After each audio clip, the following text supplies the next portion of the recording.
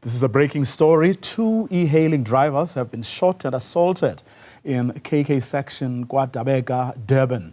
Let's speak now to Transport Department spokesperson Ndabezinhle Sibiya, who is at the scene of the incident. A very good afternoon to you, Ndabezinhle. Tell us what happened.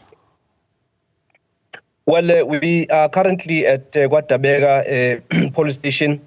We have just interacted with the chairperson of the KZN e-hailing council, Sipho Masombuga, with 2 victims who were, assaulted by the taxi operators, a couple of hours ago. The situation is, a bit tense at the moment. They are complaining about being harassed. These are youngsters who are graduates, who are also fresh from high school, who are trying to make a living. The MEC for Transport and Human Settlements, Bonso Duma, received, a call, a couple of hours ago, informing him about this incident. That is why he mandated us to come here very quickly, just to establish, the facts around the incident. Do we know if anything happened before the shootings and the assault? Well, what we have established, from the leadership of the KZN Council is that, these youngsters, are being harassed on a daily basis. Apparently, they were waiting for their, clients, around KK, one of the restaurants around there, waiting for the, for their clients, and they then, were approached by taxi operators who instructed them to, to leave the area.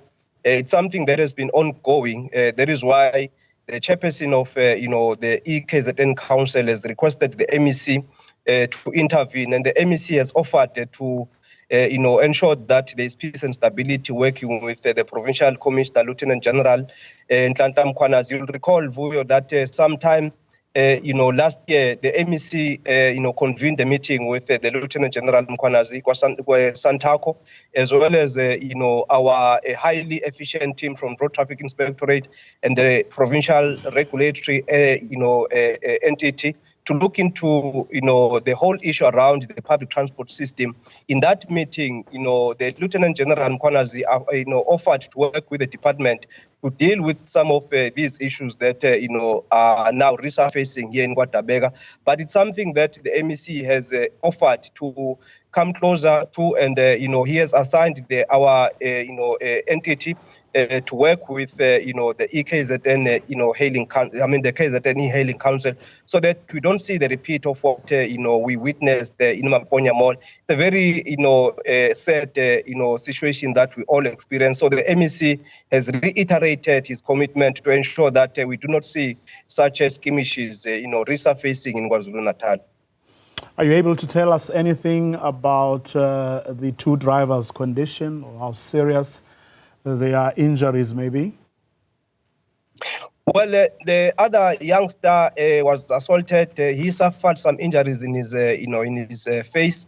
The other youngster, unfortunately, Vuyo, lost his brother. We have just established here that he lost his brother a couple of months ago, and till today he cannot locate his brother because he was, he was an Uber driver, was assaulted, and that is why, MEC Duma has said, let's come closer to this matter, and he has also said he would want to see the coexistence of the taxi drivers as well as the e-hailing operators. A couple of weeks ago, he had a meeting with, the Minister of Transport, Barbara Tracy.